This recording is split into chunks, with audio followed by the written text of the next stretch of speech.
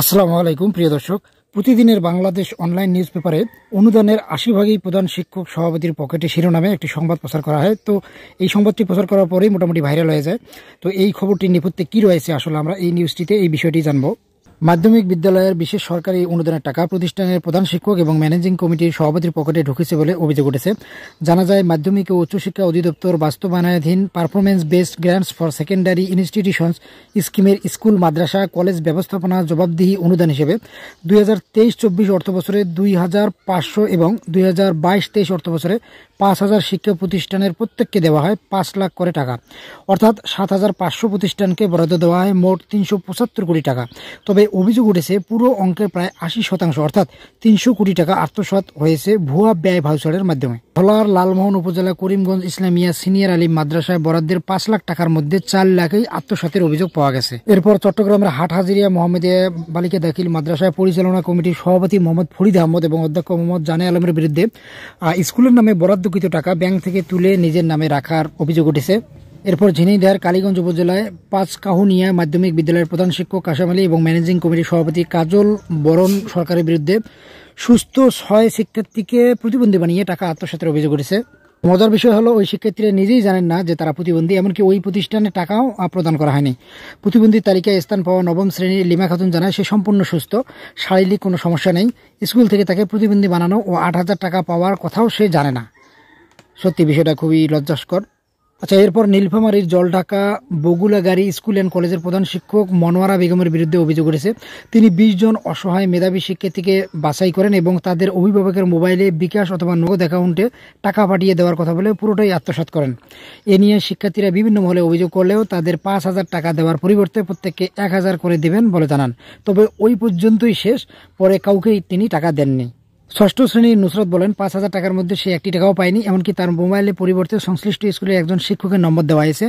অনুদানের টাকা সেই অ্যাকাউন্টেই জমা হয়েছে। অনুদানপ্রাপ্ত দেশের প্রায় বিদ্যালয়েই ঘটেছে আত্মসাতের এই মহোৎসব। রাজধানীর নামকরা কলেজ থেকে মফস্বলের চিত্র একই।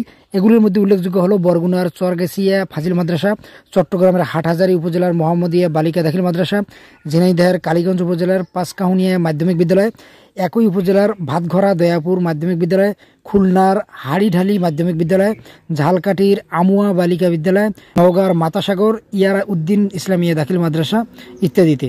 তো দর্শক, এখানে বেশ কিছু উন্নয়নের নামে যে টাকা আত্মসাৎ করা হয়েছে এই বিষয়ে সংবাদ প্রচার করা হয়েছে। তো দর্শক, এরপর ভুয়া বিল ভাউচার বানিয়ে বিভিন্ন ধরনের টাকা আত্মসাতের খবরও এখানে প্রকাশ করা হয়েছে। তো এই প্রতিষ্ঠানগুলোতে তদারকি হচ্ছে কিনা জানতে চাইলে ঠাকুরগাঁ জেলা শিক্ষা অফিসার বলেন, পিবিজিএসআই প্রকল্পের টাকা কোনো প্রতিষ্ঠান কোন খাতে ব্যয় করলো, কারা ভুয়া ভাউচার দিল, তা উপজেলা মাধ্যমিক শিক্ষা অফিসার দেখেন, তিনি এই বিষয়ে ভালো বলতে পারবেন। স্কিমের অফিসার তানবির আহমেদ সিদ্দিকী বলেন, স্বাধীনতার পর থেকে অনেক স্কুল এমপিভুক্ত হলেও এসব স্কুল ছিল নিয়ন্ত্রণের বাইরে। বিশ্ব ব্যাংক ও এশিয়ান ডেভেলপমেন্ট ব্যাংকেও কয়েকবার বলেছে এমপিভুক্ত বিদ্যালয়ের উপর সরকারের নিয়ন্ত্রণ নেই। তখন সরকার এসব বিদ্যালয়কে নিয়ন্ত্রণের জন্য জবাবদিহিমূলক অনুদান দেওয়া শুরু করে। স্কিমের এক কর্মকর্তার নাম প্রকাশ না করার শর্তে বলেন, প্রকল্প অনুদান সম্পর্কে আমাদের কাছে অভিযোগ আসে, আমরা তখন তদন্তে গিয়ে 5টা খাতে মূল্যায়ন করি। যদি মূল্যায়ন সঠিক না পাই তখন তা মাউসির কাছে লিখিত জানিয়ে দেই। মূলত প্রকল্পের ক্ষমতা নেই কোনো প্রতিষ্ঠানকে শাস্তি দেওয়ার, তাই আমরা চাইলেও কোনো পদক্ষেপ গ্রহণ করতে পারি না। শিক্ষা মন্ত্রণালয়ের আওতাধীন পরিদর্শন ও নিরীক্ষা অধিদপ্তর সারা দেশে সরকারি বেসরকারি পর্যায়ের শিক্ষা প্রতিষ্ঠান পরিদর্শনে কাজ করে। প্রতিষ্ঠানের আর্থিক প্রশাসনিক বিষয়ে দেখভাল করেন সংস্থাটির কয়েকজন কর্মকর্তা জানিয়েছেন, প্রতি বছর ডিআই এর কর্মকর্তারা 2 থেকে 3 হাজার শিক্ষা প্রতিষ্ঠান পরিদর্শন করেন। এর মধ্যে এমন কোনো শিক্ষা প্রতিষ্ঠান নেই তারা অনিয়ম দুর্নীতি খুঁজে পাননি। দীর্ঘদিন ধরে এসব প্রতিষ্ঠানে অনিয়মের প্রমাণ পাওয়া সত্ত্বেও দুর্নীতি কমার পরিবর্তে বাড়ছে। অনিয়ম প্রমাণের পর ব্যবস্থা না নেওয়াই এর অন্যতম কারণ। এই বিষয়ে ডিআই এর এক কর্মকর্তার নাম না প্রকাশ করার শর্তে বলেন, তদন্ত প্রতিবেদন তৈরির পর তার নিষ্পত্তি হতে বেশ সময় লাগে, কিছু ক্ষেত্রে 5 বছরও লেগে যায়, ফলে সহজে অভিযোগের নিষ্পত্তি হয় না। আবার একই সময়ে অনেক প্রতিষ্ঠান প্রধান অবসরে চলে যান অথবা ম্যানেজিং কমিটির সভাপতি পরিবর্তন হয়। সে কারণে অনিয়ম ও দুর্নীতি প্রতিরোধের কষ্টকর হয়ে পড়ে। তাছাড়া আমাদের দপ্তরের জনবল সংকটও রয়েছে। স্কিমের একটি সূত্রে জানা যায়, স্কিম থেকে প্রতি বছর শিক্ষা প্রতিষ্ঠান ছাড়াও প্রতি উপজেলায় এসএসসি ও এইচএসসিতে ফলাফলের ভিত্তিতে সেরা 20 জন শিক্ষার্থীকে 10,000 করে টাকা অনুদান দেওয়া হয়। এর আগে এসএসসিতে 8,183 জন ও এইচএসসিতে 7,302 জন শিক্ষার্থীকে অনুদান দেওয়া হয়েছে। 2025-26 অর্থবছরে স্কিম থেকে 20,000 প্রতিষ্ঠানকে প্রতিষ্ঠান ব্যবস্থাপনা জবাবদিহি অনুদান প্রকল্পের পরিকল্পনা রয়েছে। স্কিম পরিচালক তোফাজ্জল হোসেন বলেছেন, প্রতি অর্থবছরে সেরা শিক্ষার্থীদের অনুদান দেওয়ার পাশাপাশি আমরা প্রতি উপজেলায় শ্রেষ্ঠ একজন শিক্ষককেও সম্মানিত করে অনুদান দেব। স্কিমের টাকা ব্যয়ে ত্রুটি থাকলেও বেশ কিছু প্রতিষ্ঠান সুফল ভোগ করেছে, বরং তারা স্কিমের টাকার সঙ্গে স্থানীয় জনপ্রতিনিধিদের কাছ থেকে আরও টাকা উত্তোলন করে প্রতিষ্ঠানের অবকাঠামো উন্নয়ন করেছে।